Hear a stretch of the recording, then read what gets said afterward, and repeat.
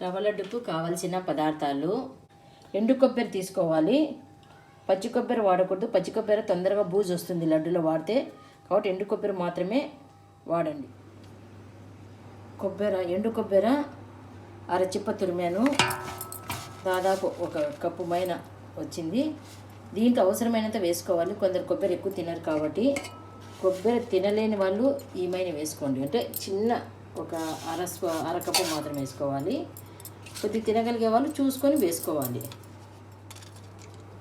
కొబ్బరి తురుముకున్న తర్వాత యాలకలు మిక్సీకి వేసుకొని మిక్సీ పట్టుకున్నాము. ఎందుకంటే మామూలుగా దంచితే కొద్దిగా యాలకలు మిక్సీ పట్టుకుందాం.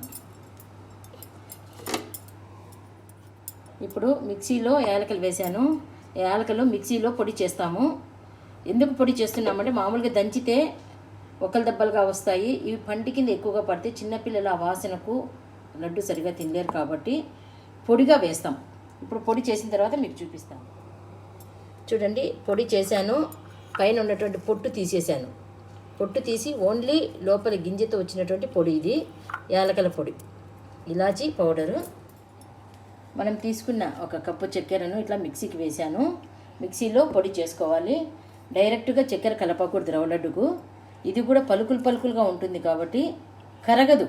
అందువల్ల పొడి చేసుకొని మాత్రమే కలుపుకోవాలి. ఇప్పుడు పొడి చేసి చూపిస్తాను. ఇలా షుగర్ను మనము పౌడర్ చేసుకోవాలి. మనకు కావాల్సినంత వాడుకొని మిగతాది కాఫీలకు టీలకు కూడా యూటిలైజ్ చేసుకోవచ్చు. మనకు అవసరమైనంత కావాలి కాబట్టి కాస్త ఎక్కువగానే నేను పొడి చేసుకున్నాను.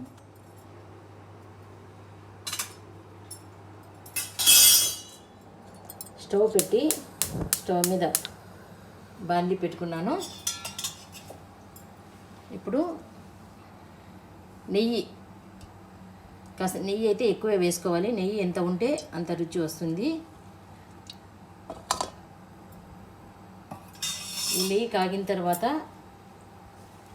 మనం బాంబే రవ్వ తీసుకున్నాం కదా, ఈ బాంబే రవ్వ ఇప్పుడు చూడండి తెల్లగా ఉంది. ఇది ఎర్రగా వచ్చే వరకు వేయించాలి. మంచి వాసన కూడా వస్తుంది వేయించేటప్పుడు. అప్పుడే తెలుస్తుంది వేగింది అనేది. ఈ కలర్ మీకు చేంజ్ అయ్యే రూపం కూడా చూపిస్తున్నాను. ఇది పచ్చి రవ్వ, అంటే మనం ప్యాకెట్ నుంచి తీసిన రవ్వ. వేసిన తర్వాత మళ్ళీ తిరిగి చూపిస్తాను మీకు.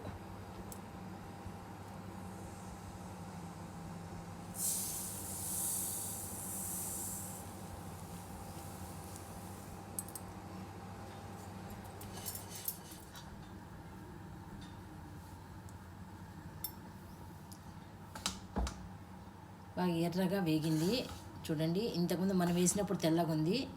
ఇప్పుడు కలర్ చూడండి, ఎరుపుగా బ్రౌనిష్గా బాగా వచ్చింది. ఈ విధంగా రావాలి.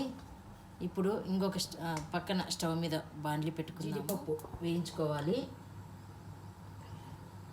ఇట్లా సపరేట్ వేయించుకోకూడదు అనుకున్నప్పుడు రవ్వ వేయించే ముందరే జీడిపప్పు వేయించుకొని అదే నెయ్యిలోనే మనము రవ్వ వేయించుకోవచ్చు.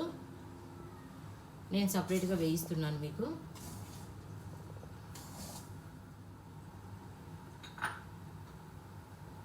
ఆఫ్ చేసుకుంటున్నాను. ఎర్రగా వేగింది. ఈ జీడిపప్పు తీసి కప్పులో వేసి పెట్టుకోవాలి. చూడండి, ఎర్రగా బాగా వేగింది. ఇప్పుడు స్టవ్ ఆఫ్ చేసి ఒక 10 నిమిషాలు చల్లగా అయినాయి. ఎందుకంటే మనం చేత్తో కలిపేటప్పుడు చేతికి వేడి తగిలితే మనకు ఇబ్బంది కాబట్టి దోరగా, అంటే కొద్ది గోరువెచ్చగా ఉండే విధముగా మనము దీన్ని ఫ్యాన్ కింద ఒక 10 నిమిషాలు ఆరబెడదాము. ఒక వెడల్పు ప్లేట్ తీసుకొని దీనిలోకి ఆల్రెడీ ఇక్కడ కొబ్బరి తురిమినాను, అందుకే మీకు ఆ తురుము కనిపిస్తుంది. దీనిలోకి ఇది వేసి ఆరబెట్టేస్తున్నాను.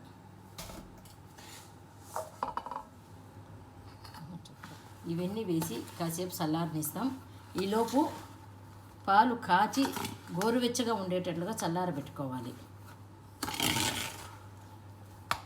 ఈ లడ్డులో మనము ఈ కొట్టి పెట్టుకున్న చక్కెర పొడి వేస్తాము, కానీ వేడి మీద వేస్తే ఎక్కువ పాకంగా వస్తుంది కాబట్టి చల్లారిన తర్వాత వేస్తాం. ఇది దీంట్లో ఉన్నటువంటి మెయిన్ చిట్కా. మొత్తం కలుపుకొని మనం ఇలా అంతా కూడా మిక్స్ చేసేసుకోవాలి. ఇప్పుడు ఒక సైడ్కి పెట్టుకొని కొన్ని కొన్ని పాలు పోసుకుంటూ కలుపుకోండి. ఎక్కువ పాలు ఒకటేసారి పోయొద్దండి, దానికి చూసుకుంటూ సరిపడా పోసుకోవాలి. ఇట్లా లడ్డు కట్టేటప్పుడు మనం గట్టిగా ఇట్లా అనాలి, లేకుంటే లోపల ఏరు ఉండి తొందరగా బూజు పట్టే ప్రమాదం ఉంటుంది. ఉంట కట్టేటప్పుడు ఇట్లా గట్టిగా మనము అనేసామంటే లోపల ఎయిర్ అనేది ఉండదు, ఇలా గట్టిగా వచ్చేస్తుంది.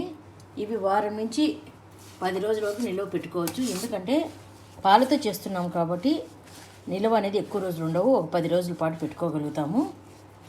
ఎక్కువ నిల్వ ఉండాలంటే మనం అన్నీ వేసిన తర్వాత చక్కెర పాకం చేసుకొని పాకంలో చేసుకుంటే కనుక అవి కొద్దిగా ఎక్కువ రోజులు నిల్వ ఉంటాయి. కొబ్బరి కూడా వేయకుండా ఉండొచ్చు, కానీ ఆ రుచి అయితే వేరుగా ఉంటుంది, దీని రుచి రాదు.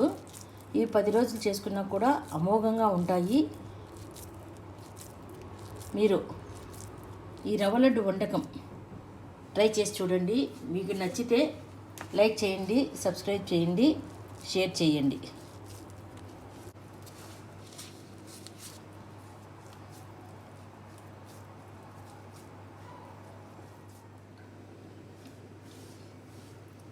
ఇలా లడ్డు అంతా కట్టుకొని 1 గంట ఫ్యాన్ గాలికి ఆరబెట్టుకొని తర్వాత డబ్బాలో నిల్వ చేసుకోవచ్చు మనము. ఇవి వారం నుంచి 10 రోజులు ఉంటాయి. మీకు ఈ వంటకం నచ్చినట్లయితే షేర్ చేయండి, సబ్స్క్రైబ్ చేయండి, లైక్ చేయండి.